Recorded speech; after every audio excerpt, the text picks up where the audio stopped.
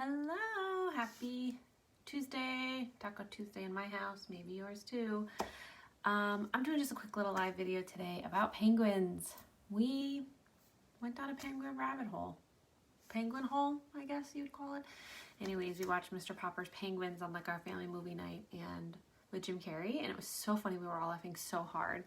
So I thought I'd kind of roll with it and decided to get a bunch of books from a penguin theme, and I actually ordered some little plastic penguin figurines, and we've been playing with those in sensory bins, and I just yesterday put them in a loaf pan, and I filled it with water and put it in the freezer, and then today or tomorrow I'm gonna take out that ice block and let my daughter go crazy with that with like baking soda and water, because baking soda will bubble when it gets met with water. So anyways, we've been having a lot of fun like penguins in my home in the last few days, so I thought I would just share with you these 4 little books that are that we're just loving.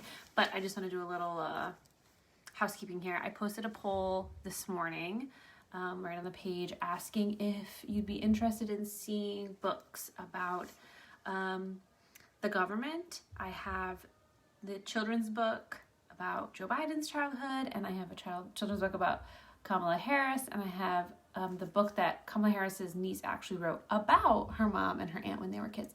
And so I had gotten those months ago, planning to do a little post for inauguration week, and then obviously things are a little tense now in the country, I'm going to say, and so I want to just post a poll and find out, are those something that you would want to see? Is that kind of something you're just kind of like, I can't consume that information this week, share it later. Anyways, let me know.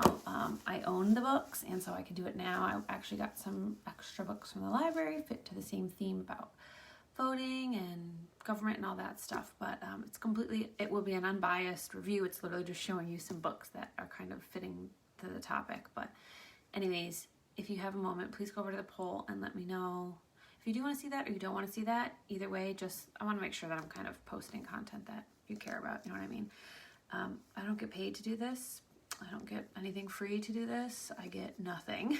I just enjoy talking about these books. So I want to make sure if I'm gonna spend my time doing it, that they're books that we really enjoy, and also it's books that you enjoy seeing, because it doesn't benefit me to just tell you about books if it's not really relevant for you know what I mean? So, okay, anyways, housekeeping over. Penguins. So, as soon as I kind of was last week, I was like, okay, we're going to talk about penguins. We're going to like dive into this current love that we have, which is so fitting for it being January and Arctic animals winter. Like, it just fits.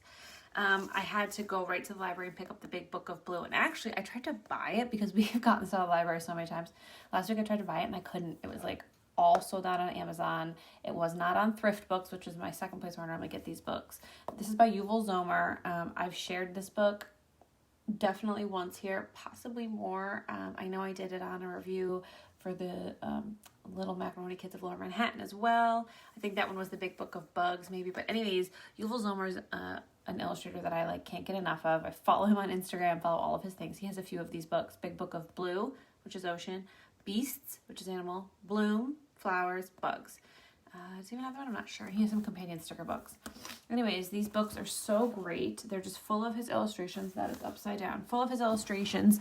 And then along with them are little facts. So this one's all about whales, swordfish, stingrays, or just rays, and here's the penguins. So I knew I liked the idea of having kind of all the information about the penguins. We always love a book with really good pictures.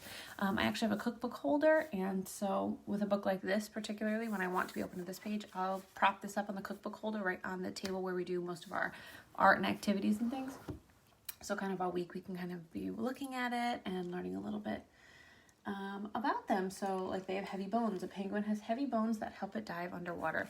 Just really cool. So this book obviously is much more than just penguins. I got it to use it while we talk about penguins, but I'm keeping my eye on it so that I can buy it as soon as it becomes available, because we really have gotten it out of the library a lot and really do use it. It's just, all of these books are just so beautiful. I'm quite the fan of his. I also got this book all about penguins, Discover Life on Land and in the Sea. It's actually pretty thick. For being a little picture book. This is basically just a fact-filled book about penguins. It's all information, it's all illustrations. but it's all about what kind of animals. Like all birds, penguins' ancestors were dinosaurs. About 160 million years ago, some dinosaurs began to evolve and change into birds that could fly.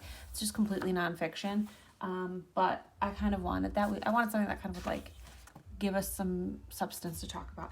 Mr. Popper's Penguins, a great movie, but I don't know how much like learning came out of it, you know what I mean? So it was kind of, this is like a neat opportunity to little did you know facts to kind of learn a bit about penguins and the various different types of penguins and all that good stuff. So, and this is the sort of book that I don't know if my 4-year-old and I will sit down and read this whole thing cover to cover today, but we'll probably flip through it, pick up a few little things, and then I can put it on our shelves and we can revisit it probably until she is like, can ride her bike to the library herself and find out more about things if she wanted to.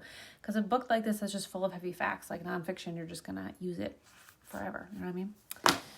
Little Penguin Lost. This is a cute little scholastic book. This is fiction. The one, well, I guess I have 2 fiction, 2 nonfiction.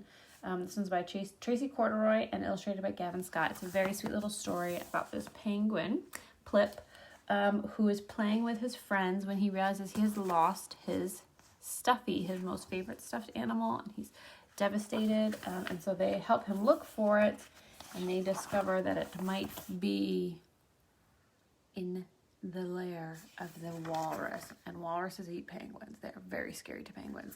It's a cute little story. It's just really sweet. We've actually been reading it for years, and when I was like, let's get into some penguin stuff, I pulled it right out because every little bit of penguin is just cute to me.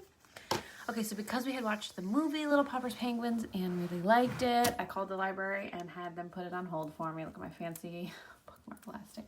I love having a good read aloud chapter book, and I kind of just leave it on the kitchen table, and that way when we do activities, Play-Doh, sand, in this case playing with our penguin figurines, anything like that, I can pull out a fun activity that my daughter can do while I read out loud to her.